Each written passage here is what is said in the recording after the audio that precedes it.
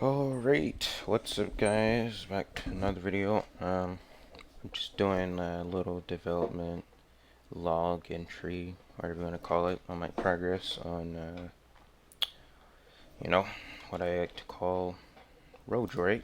It's kind of just Android. Um, like I had to redo the system, like I had to remake the whole, how the phone looks. I got the volume up button, the power button, and it was kind of, portion was not right. And home button's off, but then I got like a back button and like a list button if you ever use Androids back then where they had the physical kind of touch buttons. But anyways, I had a few scripts I had to do. The volume button, it's just simple, like if it's up, then it goes up, if it's down, it's down. But I had to script this whole thing where like I have these functions. I mean, you guys can look at it where you just set where all these things are, because I'm anticipating or releasing these. So like, sorry if my fan, Jesus Christ. I've been working on this game for like, I don't know, like 8 hours.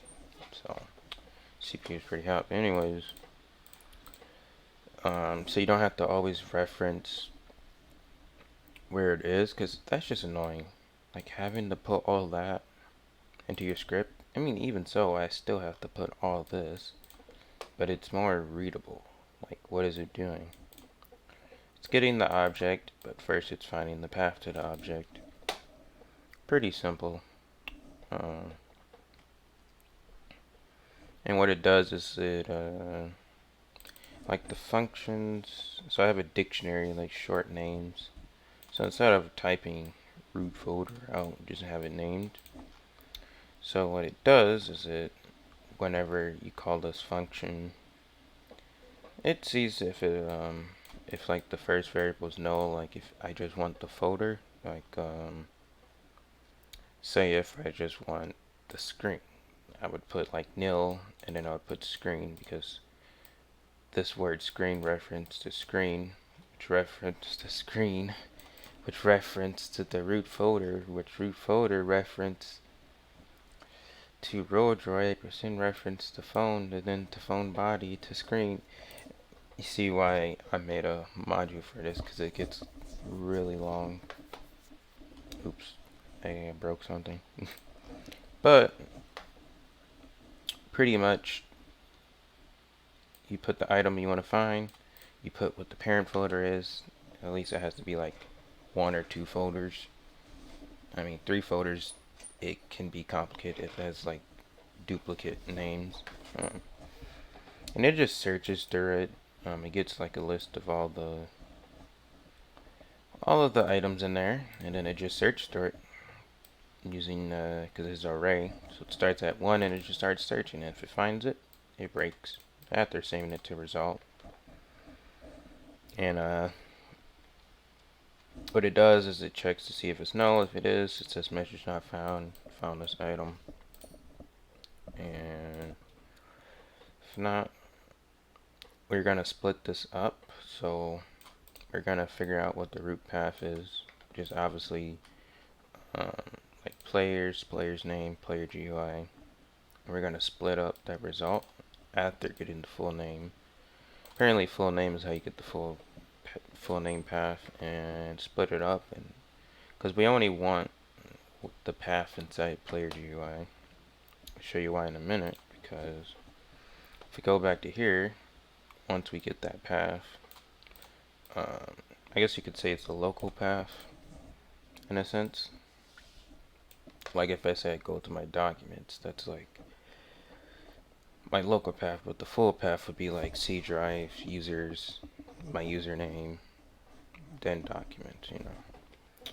But then this basically what it does is, for some reason in modules you can't pass like objects and stuff, so what it does is it gets the player GUI object, which is gains players.localplayer.playerGUI. This is a local script. And we want to split up that path, because it's in a string, so we split it up by the periods, because that's what it does. It's like It's like Rodriod period, powered button period, powered button period, you know. And we do another for loop, and pretty much we say if, you know, indexing object path. What? Now I'm kind of confused. Oh, we're seeing like if we aren't hitting, like, say if it only goes three objects deep, and we get to the fourth number, it's gonna give you a null. It's gonna give you an error like can't index. So, well, it's just gonna return null. Actually, it's not gonna give you an error. So as long as this doesn't equal null, it's gonna keep. It's gonna take the player GUI object.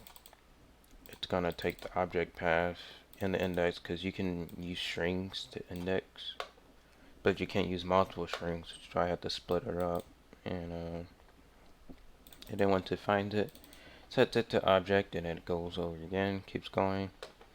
And once we get to the point where there's no more, like we don't have to go descend any deeper, return the object, and that's how you get the object.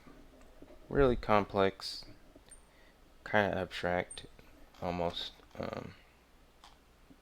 Cause this is like the high level is like it's supposed to get the object from the path, and I just explained like what's the goodies of it. And then this is just the regular script for loading. And I was also working on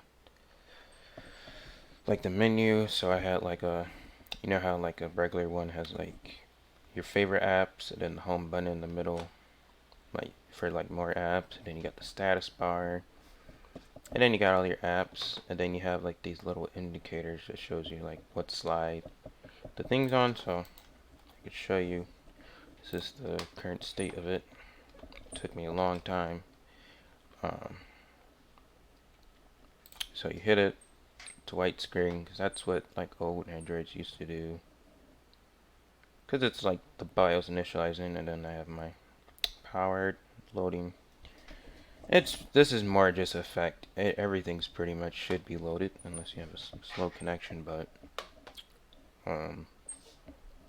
after that, it has these screens. So I have 6 rows. It might be too much. Like if you want it bigger, you can make it 5. That's something you would have to add yourself. But the idea is you click it and it loads up the app. So I get the status bar, and this is just showing like where the status could be. Like this could be mobile data, this could be Wi-Fi, this could be Bluetooth.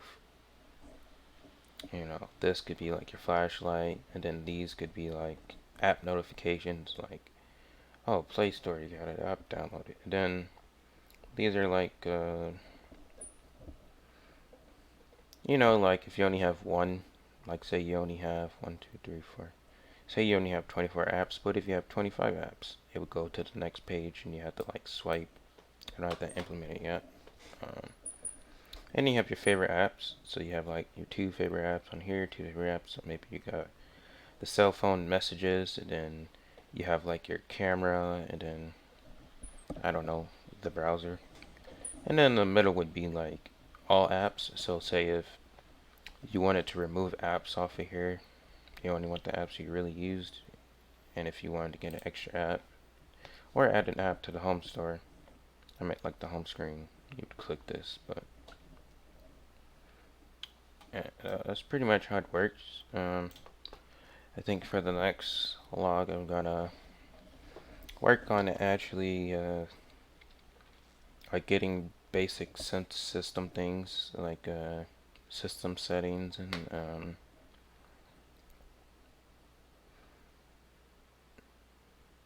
system settings. Now a complicated one would be like the list, like you know how it'd be like a list, and you can scroll and click on the different apps. That'd probably be a feature that I would add later. I'd probably just have like a list of apps you already have open, but that's pretty much what I have there. So I'll probably come back in like a week on another update. So hope you enjoyed the video. If you did, you know what to do. Other than, I'll see you guys in the next video.